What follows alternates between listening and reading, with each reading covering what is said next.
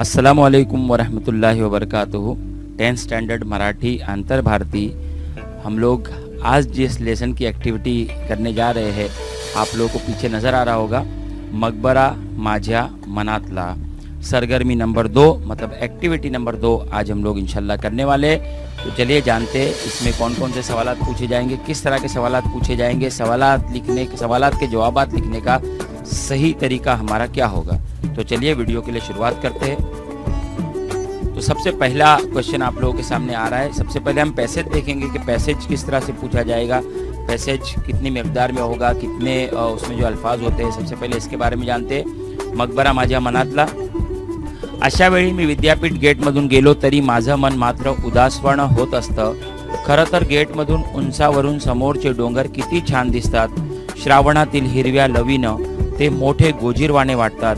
क्षणात पडणाऱ्या पावसाच्या सरीनं ते न्हावून निघतात, त्यांची कांती तेजोमय झालेली असते। क्षणात पडणाऱ्या कोवळ्या उन्हानं ते तुकतुकीत दिसायला लागतात। त्यांच्यातून ओसंडणारे झरे मी प्रत्येक वर्षी माझ्या मनाच्या कोशात खोल खोल दडवून ठेवतो। या झऱ्यांचे तुषार माझ्या मनाला नेहमी फुलवत असतात। दुरूनच निपट निरंजनांची समाधी त्या आसमंताला शुचितेची पावित्र्याची जणू सादत देत असते। विद्यापीठ गेटमधून वाटचाल सुरू झाली की डांबरी रस्त्याची नागिण कधी सरळ तर कधी नागमोडी वळणं घेत अतिथीगृहावरून नि मुलांच्या वसतिगृहावरून सावकाश सरपटत जात असते। विज्ञान विभागांना एका अंगाला टाकून जेव्हा ती कला विद्याशाखेच्या इमारतीकडे वळू लागते, त्याच वेळी मी शेडमध्ये स्कूटर ठेवून माझ्या अभ्यासिकेकडे येत असतो।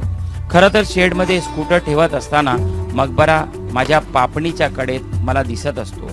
त्याच्याकडे पाहायचा साहस मला होत नाही। खालच्या मानेनं मी ब्रीफकेस हेलकावत माझ्या अभ्यासिकेत प्रवेश करतो।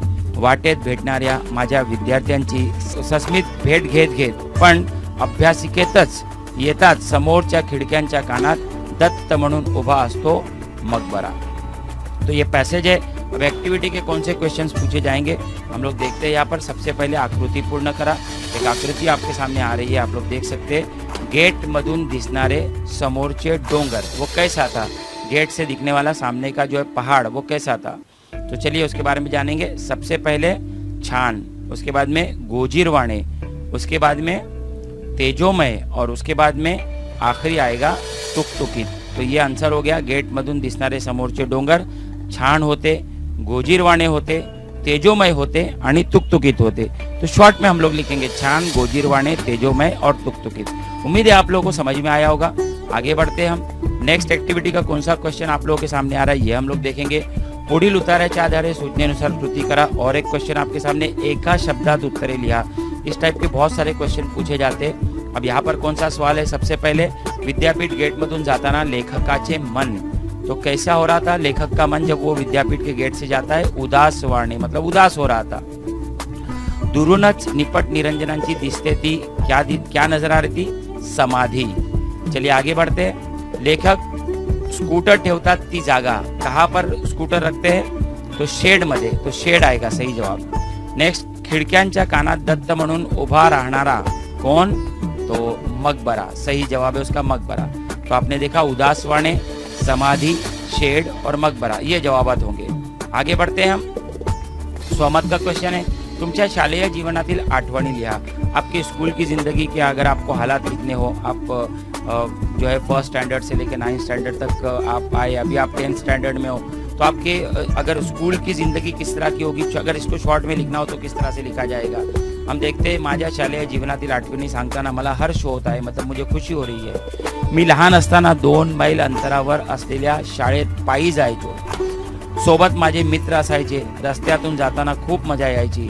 रस्त्याच्या कडेला एका बाजूने कब्रस्तान तर दुसऱ्या बाजूने स्मशानभूमी होती। एखादी अर्थी किंवा जनाजा दिसताच आम्ही पळत तितका रस्ता पार करायचो। मला व माझ्या मित्रांना त्यावेळी त्या प्रेताचे भय वाटायचे। पावसाळ्यात पाण्याच्या डबक्यातील बेडकांचा कर्कश आवाज ऐकून आम्हाला आनंद होत असे। त्यांच्यासारखा आवाज काढून आम्ही आनंदोत्सव साजरा करत असतो।